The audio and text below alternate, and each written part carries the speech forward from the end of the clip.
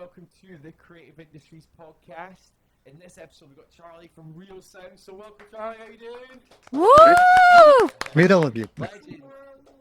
Always grateful. Thank you so much for bringing your time with us today. I'm well excited for this. And correct me if I'm wrong, but Real Sounds does like loads of gig promotion and promoting amazing events for like loads of up and coming artists in London and in Kent. And I seen one down in Brighton not so long ago as well. Am I right? Yes, that's right. Those are the three places we're at, mostly in London, but we're hoping to do more and more elsewhere. That's So really exciting, really cool. And like we've got our student team helping us today. We got Hudson. Hello. We got Lily. Hi. And we got Gary's there in the audience. We got Eloise as well. And we got Owen as well. Hello, Charlie. Hey. So that's great. Amazing stuff. So yeah, I'm well excited to have you, man. And on the podcast, we're going to delve deep into a little bit about Real Sounds and what you guys are up to in the present moment. But it's always fun to rewind the clock a bit. Most of our students are about 16 to 25 years old. And I wondered, is that the age you started getting into music, or was it even before then? yeah, maybe even slightly before then. The first time that I was getting into live music was so I'm from the U.S. I was in California at the time, and the first gig that I went to without my parents was with my best friend's older sister. She was dating a guy in a hardcore punk band, and they brought me to this music venue called The Scene, and I felt really out of place and excited and nervous. Everyone was, older than me and wearing black, and music was loud, and everyone's moshing, and I think I was probably 14, something like that.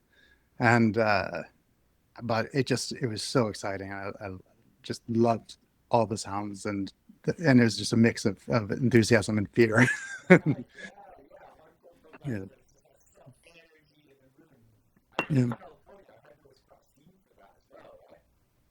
Yeah, at the time there was so much happening there for that. Yeah, there and yeah, and there was a lot of just house shows, gigs at houses in San Diego, and there was the Chick Cafe at UCSD was putting on a lot of kind of DIY punk shows.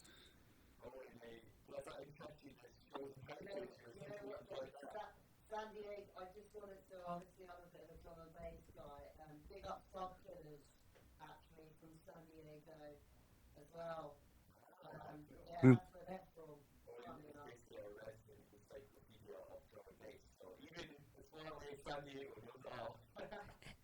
That's great. That's great.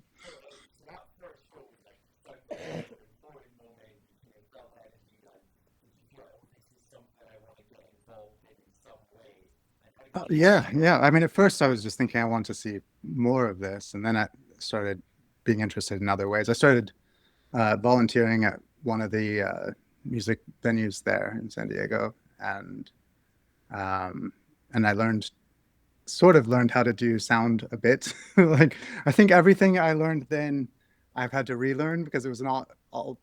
It wasn't really right, but I got to do it, and I got involved with artists that way.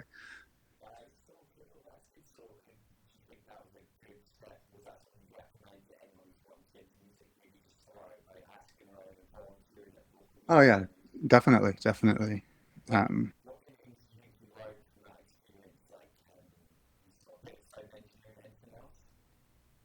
Um, yeah, just I wasn't. I mean, I'm still not the most outgoing person, but I was a very, very shy, like socially anxious person.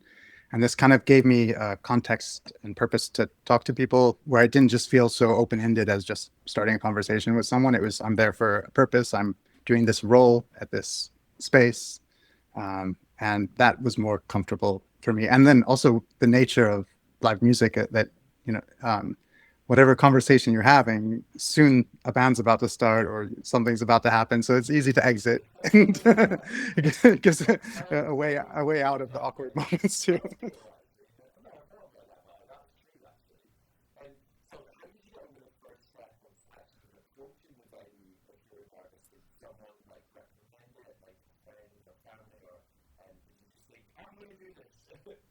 Um, no, I think that venue as well was the first time that there was through that same friend's older sister, who seemed so much older at the time, but she was probably 16, 17. Because I mean, people in the US are driving 16, 17, so she's driving us around. I don't know. Yeah.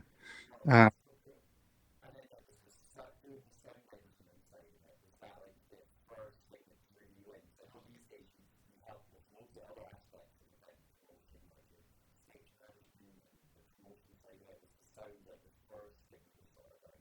yeah, that's the first way that I contributed. I guess I was also helping just however it was needed. I was stamping people, doing door.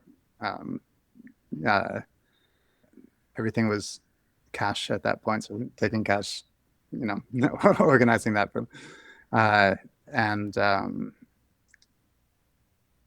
yeah, and they had a cafe there. I was helping make food too. It was just whatever was needed, really.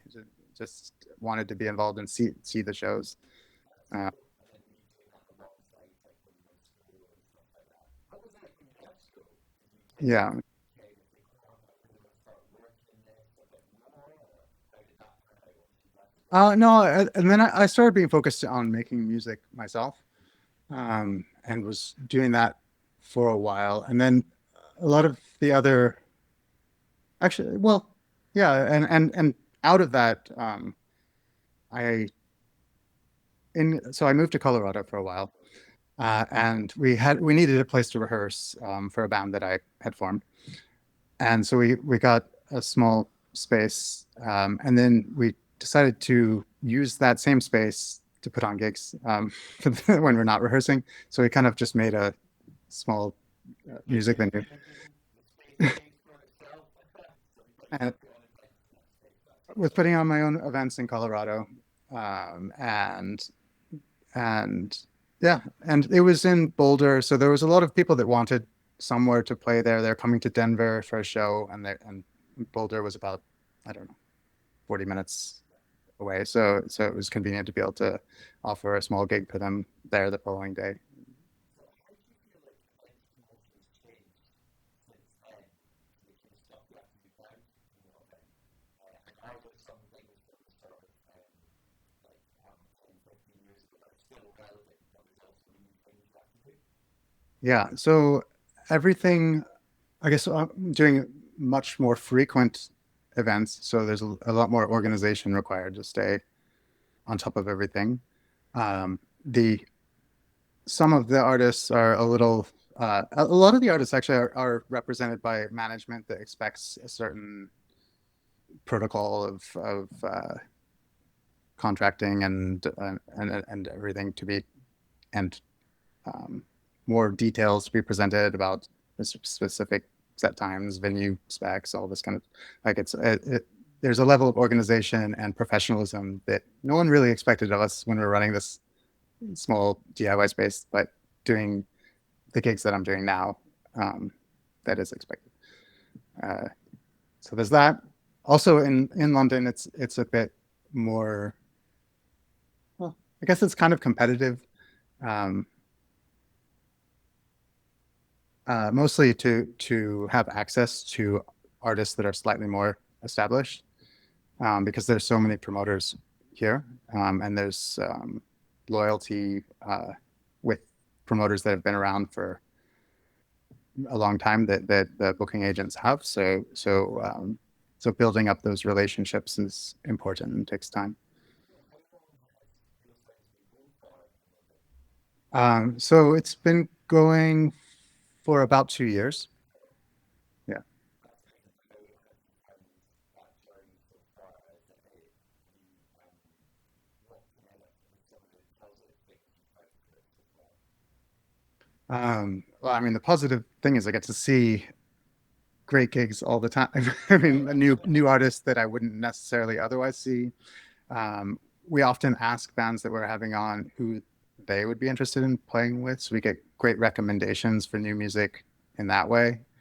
So I hear things that I wouldn't hear otherwise. Mm, I mean, I guess that would be that would make me think. Cool.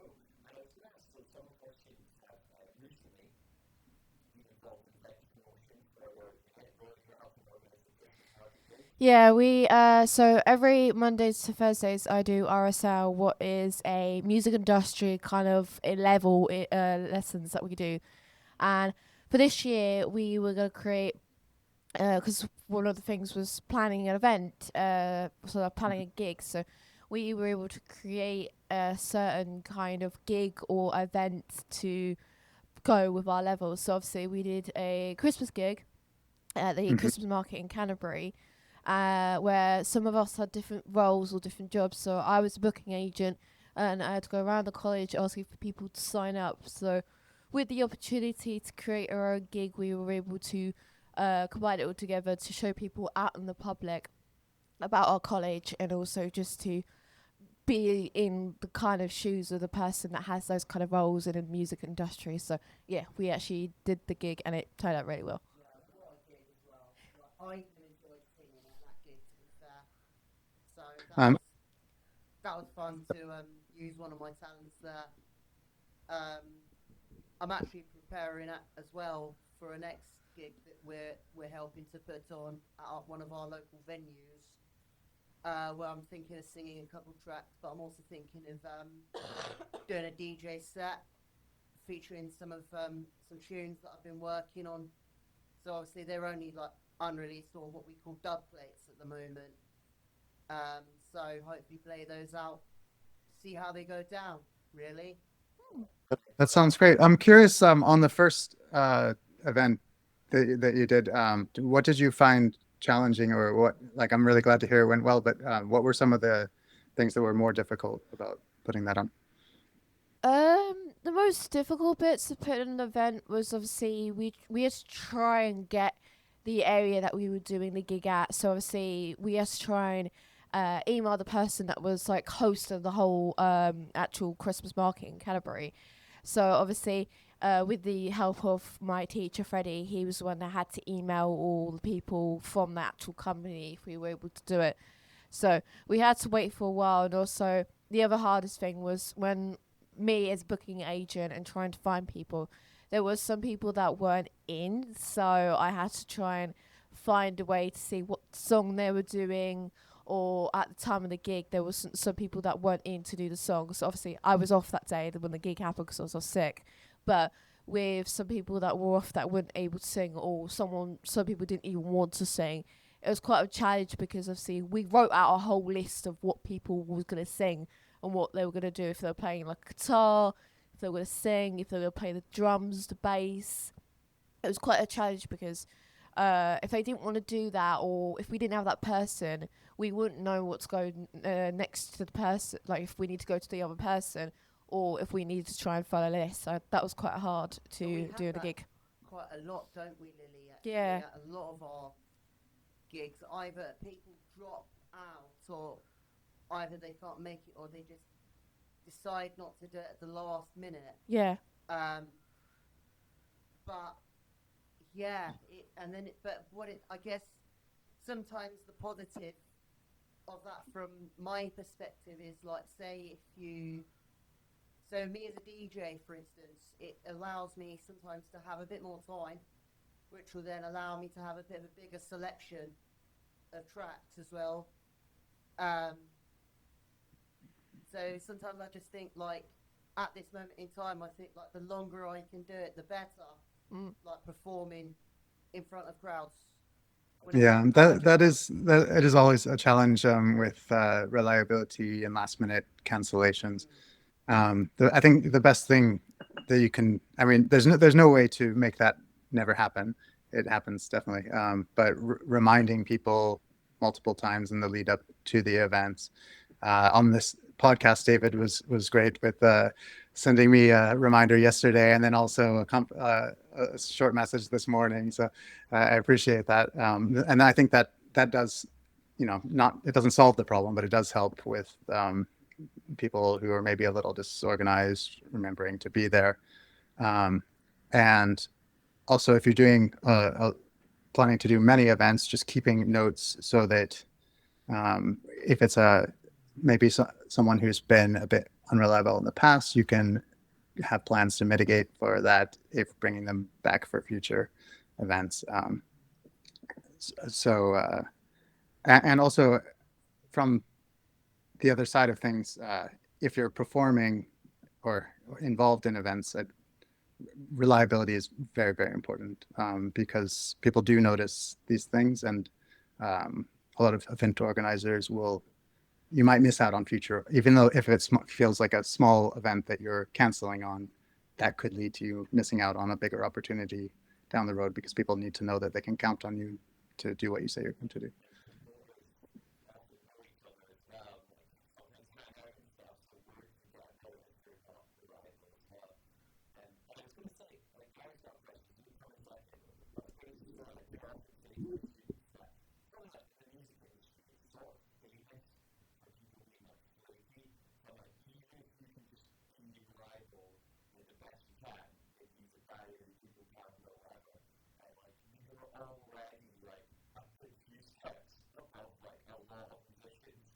Yes.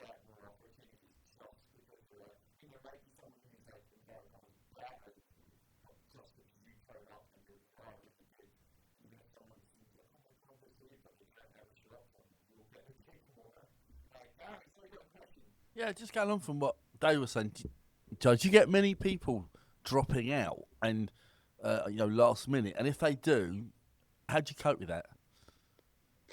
Um, s- we do have people dropping out. We don't. I wouldn't say we have many. We used to have more.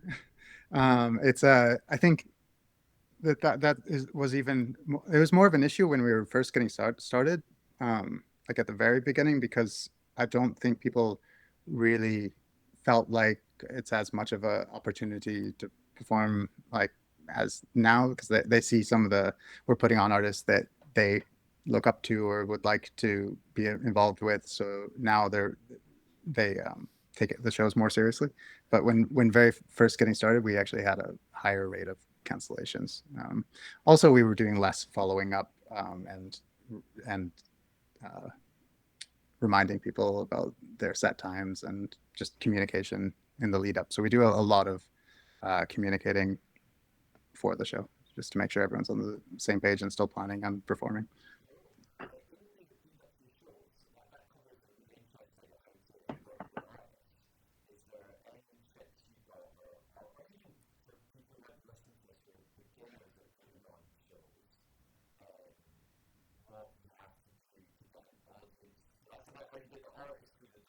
Yeah.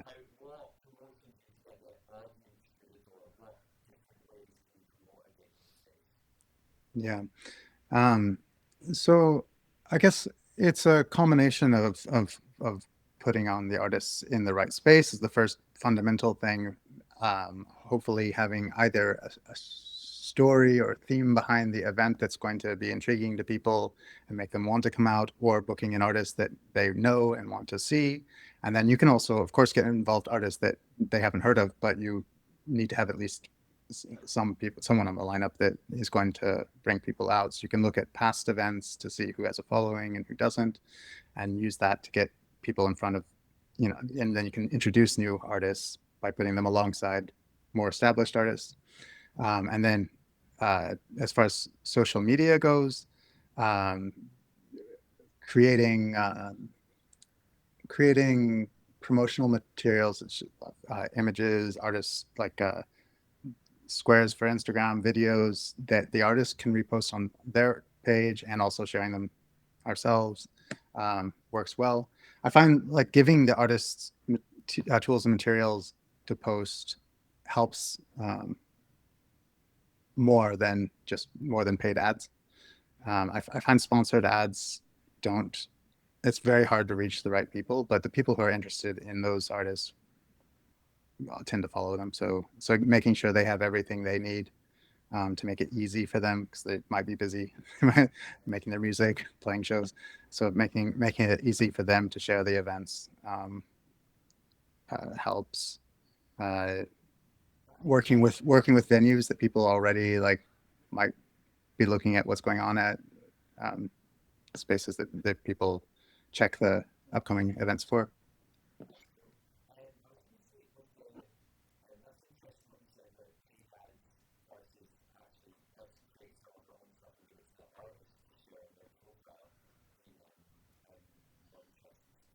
Yeah. Mhm.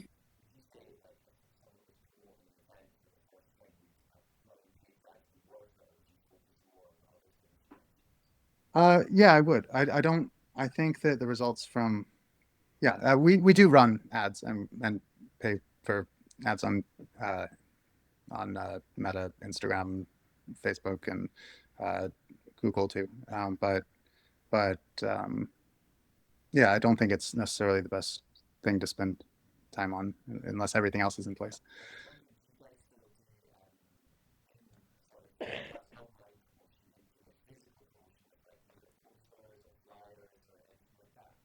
Yeah, we get posters up at the venues.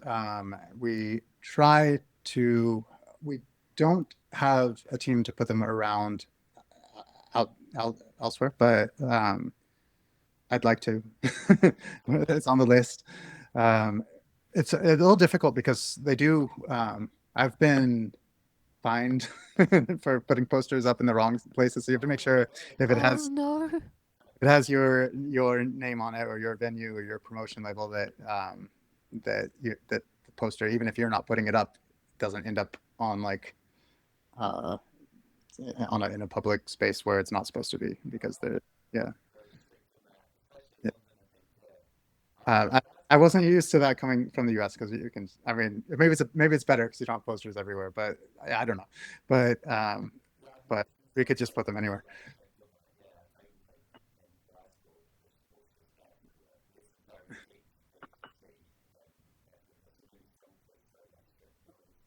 Yeah, my experience there is in London, so yeah.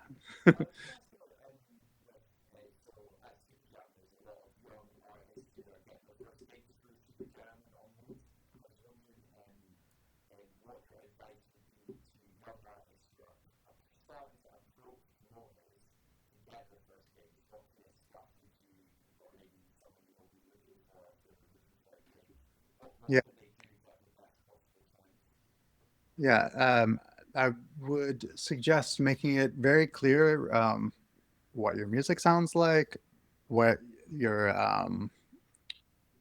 what your availability is, like when you want to play, and also um, keeping things like informative but concise in the emails. If you're sending an email to someone asking them to book you, I'd say put a link to your music, a link to your social media, a description of what you do, no attachments. People generally don't want to download files. They just want to click and hear you on SoundCloud or Spotify or wherever you put your music, Bandcamp. And um, yeah, it's not necessarily a thing where putting more information is better because sometimes because the amount of bands we have coming to us is I mean, it's kind of incredible. I don't know. We do look at for at least at Real Sounds, we do listen to or check out everything that comes our way, and to some extent, we're not. Uh, no, we do it in batches, and we do check emails, but we have a form on our website, and that's the preferred way because it just stays more organized for us. Um, but yeah, I think don't fake your following. um, don't buy like Spotify listens or fake Instagram following. I mean, other people might say otherwise, but I think that we usually can tell, and it just makes it confusing what your actual following is. But like, it makes it so we know that it's fake, but we don't know what your real following is now. So that makes it harder to book a band. Yeah, yeah. Um, and we do have some information too about like past attendance at events um, and if that's not matching up with the other stuff, it's just it's not good.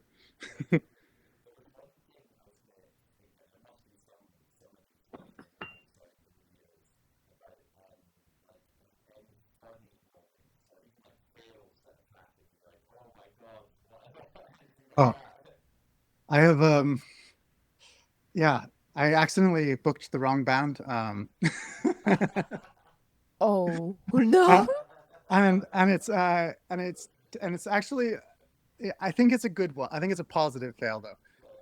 So we booked this band. I feel bad saying this though because this show hasn't happened yet. But anyway, uh, so I'll share it anyway. Um, so there's an artist called Rosanna, um, who, uh, and then there's a artist we had on previously also called Rosanna. One is spelled with one S, and the other is spelled with two S's.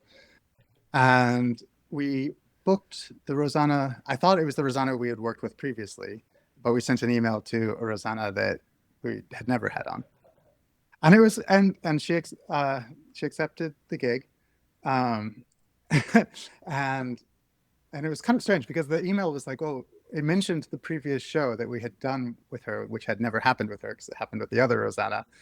But anyway, she accepted the gig, and then after I realized this is the wrong. Oh Um, no. but we listened to her music and thought it was great, and so we're really looking forward to this other Rosanna. And then we just offered a different date to the first Rosanna. So yeah, so both shows. Hopefully, the other one isn't confirmed yet, but yeah.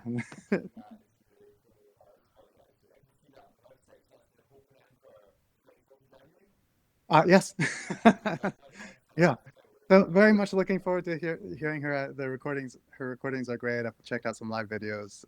It's a happy mistake.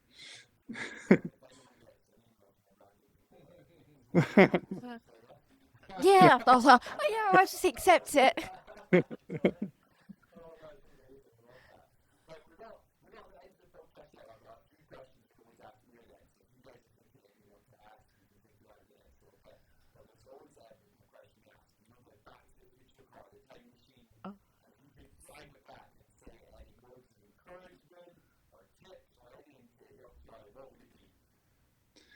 Um, hmm.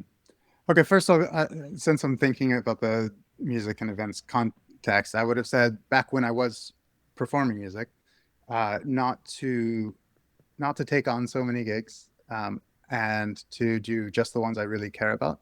I think it was just I had an attitude of, oh, I want to play everything. So every opportunity that came to me to perform, I'd say yes.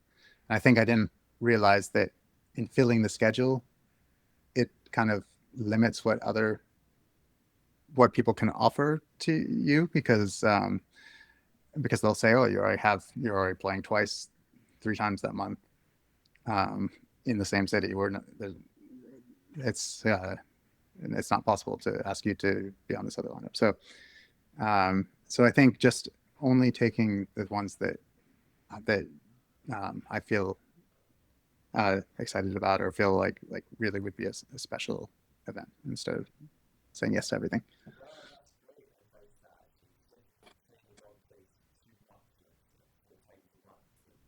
Yeah, make each one really count.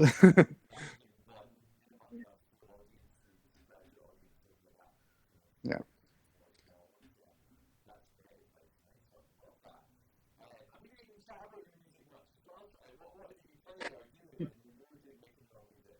Um, yeah, I was doing a bunch of different things. So some like indie rock, some post punk, some I was doing playing bass and singing and screaming and I don't know.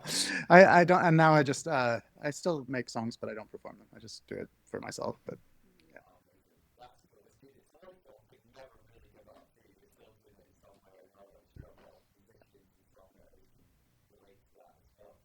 but at the moment, Real Sounds takes up all my time, which is great.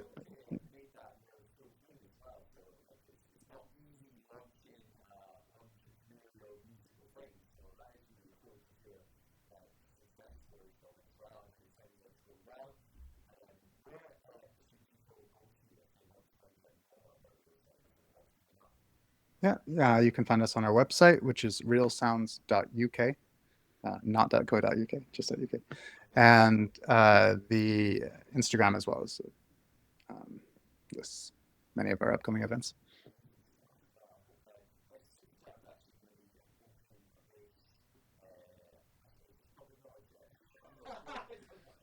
maybe. Anyway, so let's just say that one day in the future, maybe in the next 10 years or so, there might be a SupaJam in London as well. But I know that's a long-term time. So, yeah, so that would be cool. But Yeah.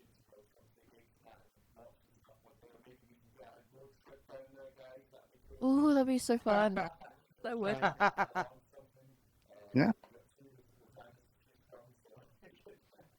Which one? Well, hopefully in the next 10 years, don't forget me then, if you want to get me that. True. If you want any DJs, Great. Yeah. Count Just Owen in. send us some examples of what you do, and we'll check it all out. And you're definitely welcome to come down to any of the events, and they should be fun.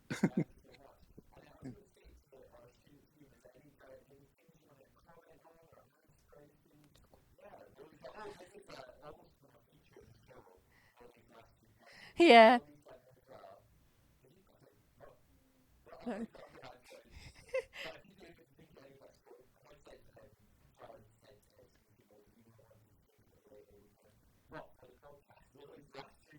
My last two questions, yeah. Okay. So my first question is, what was your favorite artist that you've ever had in any of your shows that you've had in any kind of theaters? Um, David, of course. So there's a. um,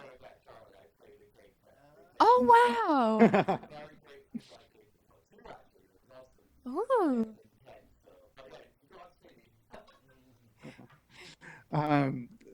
There's a band that I always love having on in London called Lemon Power. They're fun to work with, and they have it just feels like, I mean, they have great songs and they play their songs, but they rearrange them basically each time, so you never know exactly what to expect, and it just feels like anything could happen at their shows. Like it has this kind of chaos and excitement to it that I really enjoy. Find it, yeah. Ooh. Yeah.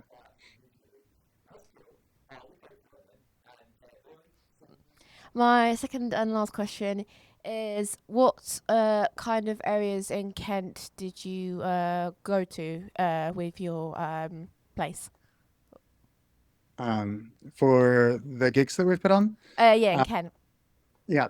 So we've been at Justine's, and also I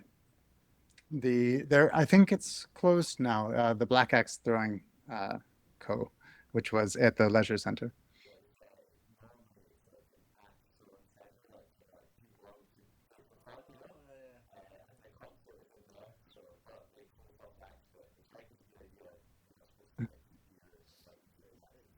No.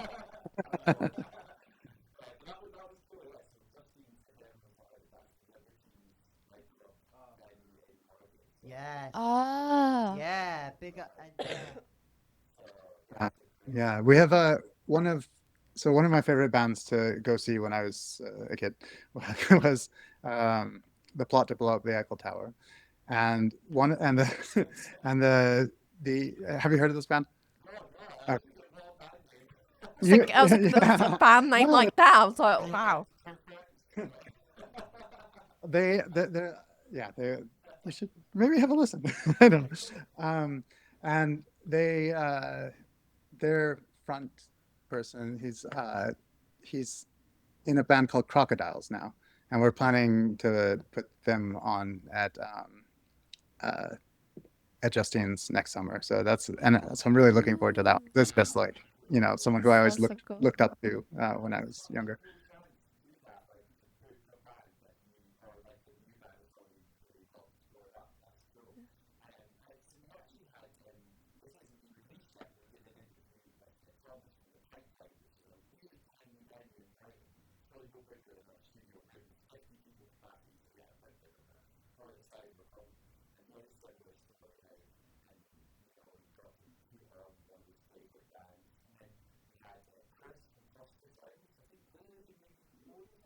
I think I was, yeah.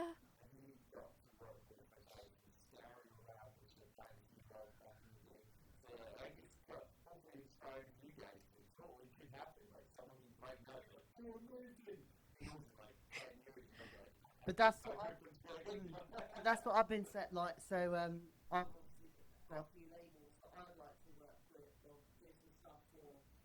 So there's one in particular called Go Down People Falling in London. Mhm. The head of that is actually it's actually owned by someone called Danny, although the DJ name is actually Logan D. Who's actually the father of Nicky Sin. Actually. That's so new to me. For me, yeah. It's actually drum and bass.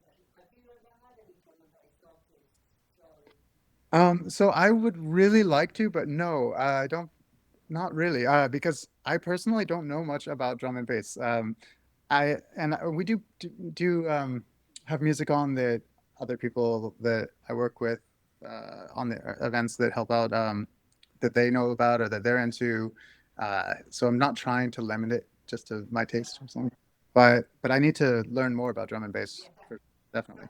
Do you have any suggestions of where to start? I don't know. Look, I mean, I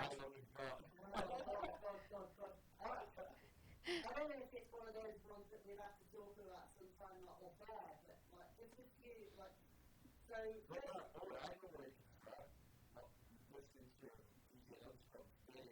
Oh yeah. Ooh. Like, close. So we do actually record a DJ lunch club show every Wednesday actually, and if you can't listen to it live, we will have it on the SupaJam education shows on the Okay. background as well. But events teams, actually speaking of them, in London you've got Breaking Science, Jungle Mania, Jungle Splash in London, and then producers like Simon has jumped up right, but you could like people that Andy C have played in London, Logan D, Magistrate, hopefully one day me. One day.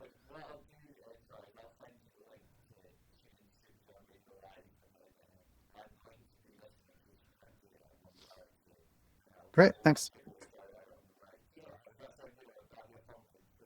And I'm also thinking, because I'm also thinking how I can get him to list on my list as well. That's what right now I might be doing it with another guy as well. So,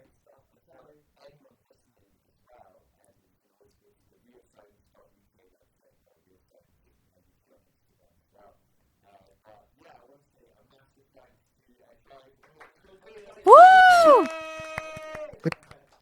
Yeah, thank you for having me.